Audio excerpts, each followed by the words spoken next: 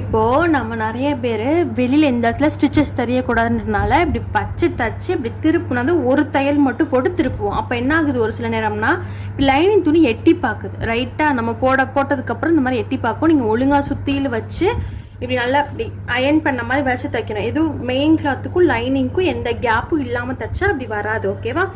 அப்படி இல்லாமல் நான் இந்த ஒரு தையல் போட்டதுக்கப்புறம் நான் இப்படி தான் தைச்சாலும் தைச்சதுக்கப்புறம் இந்த துணி சுருங்கும், இல்லை இந்த துணி சுருங்கும், ஏதாவது ஒன்று நடக்கும்போது என்ன ஆகும்னா நீங்கள் போடும்போது என்ன ஆகும்னா இந்த துணி லைட்டை அப்படி எட்டி பார்க்கும். ஓகேவா? அப்படி பார்க்காம இருக்கணும்னா நம்ம இந்த துணியை கொஞ்சம் கனமாக்கி விடுறோம். ஓகேவா? என்ன பண்ணுறேன்னா